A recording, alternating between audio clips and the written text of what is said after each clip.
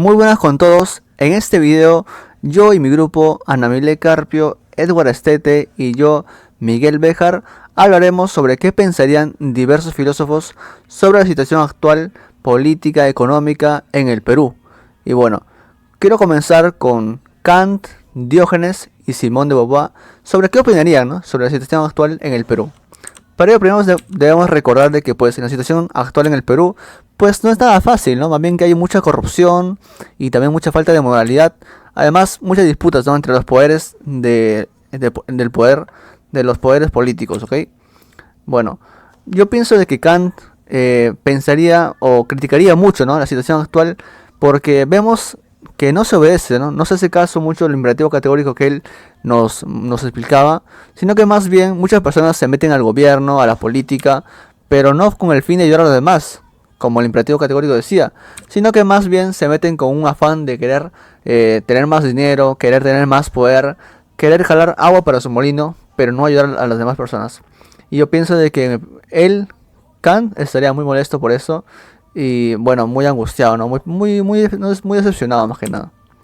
Ahora bien, pasemos con Diógenes de Sinope, que era una persona que defendía mucho el cinismo, la forma de vida austera, el no ser pues gobernado por un estado, pero más bien él era un defensor también, ¿no? Un constante buscador de la virtud en el hombre.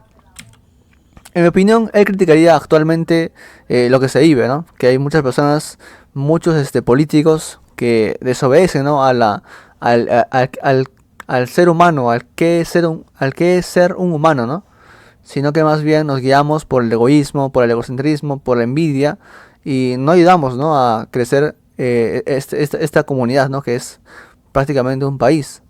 Y justamente yo pienso de que él se sentiría muy decepcionado también, porque como cuenta, ¿no?, los dichos de que él buscaba hombres en su tiempo, como vemos en la imagen, con una lamparita, pero no buscaba hombres de carne y hueso, sino hombres de virtudes. Y yo creo de que actualmente si él buscaría, pues no los encontraría, o muy pocos. Ahora pasemos con Simone de Beauvoir, una defensora de la igualdad. En mi opinión también ella estaría muy decepcionada y criticaría mucho la situación actual en el Perú por ser un país muy machista y además en el cual no hay igualdad, ¿no? Más bien hay unas tremendas desigualdades económicas entre las cúpulas poderosas y el pueblo.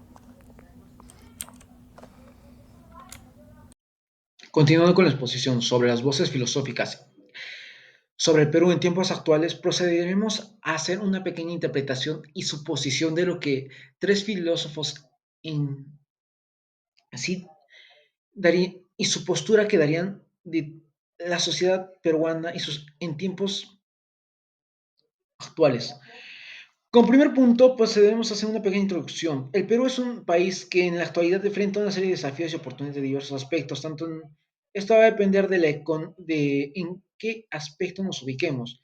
Por ello, nos ubicamos en tres ámbitos: ámbito económico, social y político. El ámbito económico va a resaltar o va a hablar sobre todo en cuanto a decisiones que involucran la economía peruana, interna o externa, y sobre su moneda en tiempos actuales. El ámbito social sobre las decisiones y el pueblo que está y su rol que está tomando en la realidad. Sobre los servicios, la pobreza y riqueza que existe, y además el ámbito político que habla sobre los líderes, o bueno, supuestos líderes, y hoy en día de nuevos políticos que llegaron al poder y sus acciones en tiempos modernos. Bueno, como primer punto, tocaremos el pensamiento de Sócrates. ¿Qué dice Sócrates? ¿Y quién fue este personaje? Sócrates fue un filósofo ateniense considerado uno de los fundadores de la filosofía occidental. Era conocido por su método de cuestionamiento y su búsqueda de la verdad, el cual probablemente abordaría una situación peruana con preguntas incisivas y un análisis profundos. ¿Qué diría Sócrates? Desde nuestro punto de perspectiva, él se preguntaría: ¿qué es realmente la democracia y cómo se manifiesta en el Perú actual? ¿Acaso no deberíamos examinar nuestro sistema político que realmente representa la voluntad del pueblo? ¿Son estos líderes los políticos los que están actuando en beneficio del pueblo o solo ven por sus bolsillos? ¿Cómo se podría definir la justicia en tiempos actuales? Y si es justa esta distribución de la riqueza en el Perú actual. Entonces, Sócrates nos invitaría a examinar y criticar nuestras suposiciones sobre el gobierno de la sociedad peruana, cuestionando las bases mismas de nuestro sistema político y económico. Su enfoque nos llevaría a una introspección profunda sobre los valores que guían a la nación. Ahora bien, pasando con los sofistas, quienes fueron un grupo de pensadores y maestros de la antigua Grecia, eh, conocidos por su relativismo y pragmatismo, habilidad de la retórica, podrían ofrecer una perspectiva más adaptable y orientada al éxito individual. Un sofista se preguntaría o diría, la verdad política es relativa y va a depender de la persuasión. En el Perú el éxito de la política se basa en convencer al pueblo. No hay una verdad absoluta de la política, solo perspectivas que deben articularse convincentemente para convencer. La economía debe gestionarse de manera que beneficie a quienes tienen el poder de influir sobre ella y el pragmatismo económico es la clave para que la riqueza y el poder tengan un correcto desarrollo.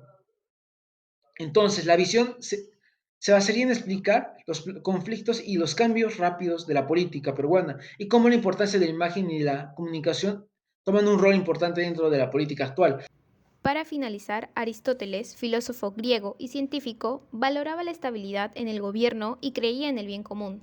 Se puede inferir que de estar presente actualmente y conozca de la situación política peruana, opinaría que los últimos años inestables que ha presentado el país, con los cambios presidenciales y el conflicto entre los poderes, solo lo desequilibra, y la cohesión que, frente a ello, sea inevitable la anarquía y el caos de la sociedad. Criticaría a todos los mandatarios que portaron la banda presidencial con la corrupción entre sus dedos. Los criticaría por su inclinación al beneficio de algunos a expensas de la mayoría de la población, superando el bien común que tanto defendía Aristóteles, incitando a la búsqueda de nuevos líderes éticos y virtuosos que tengan la capacidad de guiar a un país por la prosperidad y beneficio común. John Locke, filósofo influyente del liberalismo y del pensamiento político moderno, conocido por sus ideas sobre libertad, igualdad y gobierno basado en el consentimiento de los gobernados, dada la crisis política en el país, Locke criticaría el abuso de poder empleado por los mandatarios corruptos que lideran el Perú, comprometiendo los derechos de todos, destacando la falta de un gobierno que refleje la voluntad del pueblo. Locke defendía la separación de poderes y el conflicto entre el Ejecutivo y el Legislativo en el Perú lo inclinaría a buscar reforzar esta separación para un equilibrio que evite la concentración del poder y promueva la transparencia del gobierno. Como por ejemplo la crisis del 2020, donde se destituyó al presidente Vizcarra por corrupción, provocando protestas y las renuncias de su sucesor, Manuel Merino. Locke diría que es una manifestación de desconfianza hacia un gobierno que no representa al pueblo peruano. John Stuart Mill, filósofo utilitarista defensor de la libertad individual y democracia. En el contexto peruano, Mill defendería el derecho de los ciudadanos al protestar sus opiniones sobre la destitución de Castillo y la presidencia de Boluarte. Mill insistiría en la importancia de que Boluarte y su gobierno trabajen para representar fielmente los intereses de la ciudadanía y fomentar una mejor participación en el proceso político. Destacaría la necesidad de abordar las desigualdades y la pobreza de manera efectiva, asegurando que las decisiones gubernamentales promuevan la mayor felicidad para el mayor número de peruanos. Gracias.